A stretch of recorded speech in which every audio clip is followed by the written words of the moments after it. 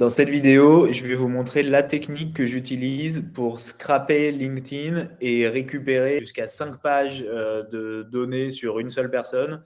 Et personnellement, j'ai jamais réussi à obtenir ça avec les autres outils d'enrichissement qui existent sur le marché. Et en plus, c'est assez simple à faire et ça coûte pas très cher. Donc, je vous partage tout ça dans cette vidéo. Cette technique de scrapping, je l'utilise principalement pour définir toute ma stratégie de contact outbound, ma stratégie de prospection et notamment définir un scoring. Et c'est hyper important dans une stratégie marketing. Ça permet de définir ses budgets, de voir sur qui on dépense plus d'argent potentiellement que sur quelqu'un d'autre. Donc voilà, je vous invite vraiment à le faire si vous travaillez en B2B. Donc c'est parti pour ce petit tutoriel de scrapping LinkedIn 2025. Donc la première chose à faire, c'est d'aller sur LinkedIn pour identifier ses prospects. Donc là, moi, ce que j'utilise, c'est LinkedIn Sales Navigator et je vous recommande d'utiliser ça aussi parce que c'est l'outil le plus puissant où il y a le plus de filtres pour vraiment identifier ses cibles. Donc, vous allez dans Sales Navigator et puis vous jouez avec les filtres pour trouver votre cible. Et une fois que vous l'avez trouvé, là, moi, par exemple, je cible tous les gens qui sont directeurs à la PHP dans les hôpitaux de Paris. J'obtiens 73 personnes. Et là, ce qu'on va faire ensuite, c'est qu'on va faire un premier scrapping pour obtenir tous les profils LinkedIn de ces personnes. Donc le scrapping, ça va se passer dans un outil qui s'appelle Browserflow. Je vous mets le lien dans la description pour que vous puissiez le retrouver. Et en gros, dans le Browserflow, je vais lui dire d'aller voir tous les résultats de la recherche Sales Navigator. Et après, je lui dis de mettre tout ça dans un Google Sheet. Et du coup, je lance le scrap. Donc là, vous voyez, c'est en train de tourner. Ça récupère tout le monde. Ça fait changer les pages. Et voilà. Donc là, c'est allé vite parce que j'avais que 3 pages. Du coup, là, c'est bon. J'ai bien tout le monde qui est arrivé dans mon Google Sheet avec les informations qu'on voulait. Et là, maintenant, l'étape d'après, c'est donc de convertir les liens que j'ai récupérés, qui sont des liens Sales Navigator, en liens LinkedIn vers les profils normaux pour pouvoir ensuite faire le scrapping. Donc ça, comment convertir les liens? C'est là qu'on va commencer à utiliser ChatGPT. Et donc là, effectivement, j'utilise ChatGPT. Je lui envoie mon Google Sheet avec les adresses au mauvais format et je lui dis mets-les-moi au bon format. Je lui donne un exemple.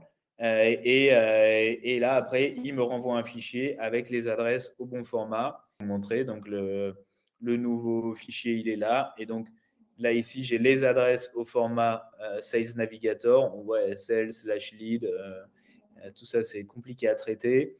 Et là, j'ai les bonnes adresses au format LinkedIn. Alors là, on s'attaque au nerf de la guerre. On va retourner sur Browserflow et on va lancer un scrapping donc beaucoup plus long que le premier, puisque le premier, on récupérait quelques infos. Là, on va récupérer jusqu'à 5 pages sur chaque prospect. Il y a quelques précautions à savoir avant de se lancer là-dedans. Déjà que ça enfreint un peu les règles de LinkedIn si on y va trop fort. Moi, personnellement, quand j'ai fait ça la première fois, j'ai fait ça sur à peu près 4000 prospects. J'en avais marre de faire ça par tranche de 100 et 200. Donc, à un moment, j'ai upgradé pour en faire 500 d'un coup. Et là, mon compte LinkedIn a été bloqué. Et si je fais ça trop souvent, je peux carrément le perdre. Donc, il faut faire très gaffe à ça. Mon conseil, c'est de rester entre 100 et 200 prospects max. Moi, quand j'étais sur ces volumes-là, je n'ai pas eu de soucis en un seul coup. Et après, donc, de relancer, faire ça par tranche de 100 ou 200. Voilà pour le petit warning. Maintenant, concrètement, comment ça marche? On retourne dans Browserflow. Donc là, je suis dans le Browserflow. Je suis dans l'autre scrap que j'ai appelé scrap profil LinkedIn. Et là, ce que je vais lui demander, donc, c'est d'aller voir dans mon Google Sheet, de prendre toutes les adresses, d'aller visiter les profils. Là, je lui ai dit d'attendre 4 secondes le temps que le profil s'affiche, mais c'était un peu une sécurité. Ça dépend un peu de la vitesse de votre ordinateur, mais vous pouvez mettre 1 seconde ou 2 secondes, ça suffit. Puis si vous mettez plus, ça va être long le scrap. Il va chercher les éléments sur la page, il prend un maximum de texte et après, il update la spreadsheet avec les infos.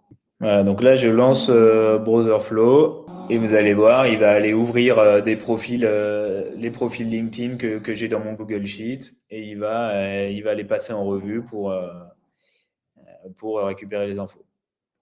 Donc voilà, le scrap a tourné. Browserflow m'a rajouté une colonne About. Et dans le About, c'est là où je vais retrouver tout mon texte, toute la description sur les gens. Donc il y a leur parcours, les derniers posts, tous les détails, toute la description de leur profil. Donc vraiment beaucoup de données. Ça déjà, ça a beaucoup de valeur. Moi, je vous montre comment moi je l'utilise.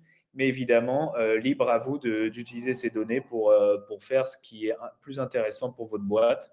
Et donc là, la dernière étape, c'est de scorer les prospects pour savoir lesquels je démarche en priorité.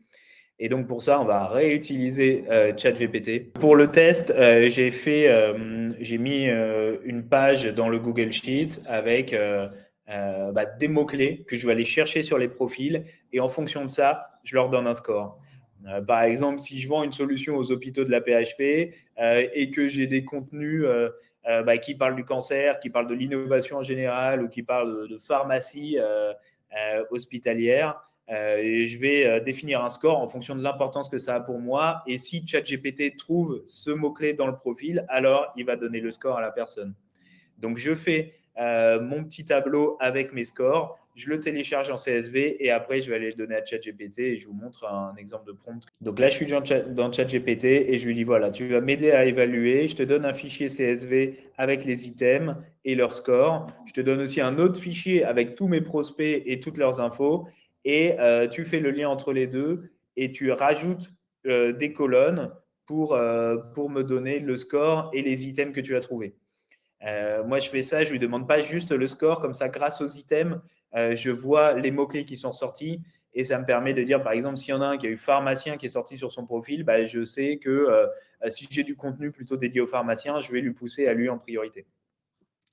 Donc voilà, je lui envoie les deux fichiers avec ce prompt et il me renvoie un autre fichier complété. Voilà, là vous voyez le fichier final avec le scoring. Donc là, il est allé chercher les mots-clés dans les profils des prospects et il a ensuite calculé le score. Et donc là, typiquement, je vois que j'ai 7 personnes qui ont un score supérieur à 300. Donc, eux, ça va être ma top prio. J'ai ensuite donc à peu près une vingtaine de personnes. Ça va être ma cible numéro 2. Et après, j'ai tous ceux qui sont à zéro. Donc, eux qui seront un peu moins prioritaires dans mon démarchage. Vous avez vu la démarche à suivre. Encore une fois, pourquoi c'est important? Moi, je sais que c'est un peu le préalable à toutes mes stratégies marketing de bien connaître et de scorer mes prospects pour savoir qu'est-ce que je fais sur chacun, combien je dépense de budget sur chacun. Donc vous avez maintenant la démarche. Si vous voulez la mettre en place, je vous mets le lien dans la description vers ma newsletter dans lequel vous pouvez retrouver tous les liens Browserflow, comme ça vous n'avez pas à tout paramétrer, vous reprenez tout. Et si vraiment vous voulez rien faire vous-même, vous voulez qu'on s'en occupe, vous pouvez prendre un rendez-vous. Je vous mets aussi un lien en dessous pour prendre un rendez-vous et on en discute pour voir combien de prospects vous avez à traiter et éventuellement on peut faire ça pour vous. Donc voilà, merci d'avoir regardé cette vidéo. J'espère que ça vous a intéressé, que vous allez pouvoir le mettre en action. Et si c'est le cas, dites-moi ce que vous en pensez.